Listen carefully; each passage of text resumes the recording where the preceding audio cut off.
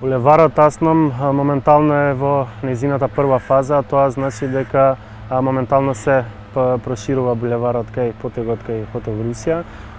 Тамо како што е веќе предвидено во самиот план, освен што ќе има булевар, се средуваат и тротоарите исто така со велосипедски патеки. Втората фаза на самиот проект е веќе почнато, а тоа е тендирањето за самиот мост, кој што очекуваме да заврши во следните месеци. И откога ќе заврши таа фаза, третата фаза на самиот проект е делот кај Керамидница и Саем.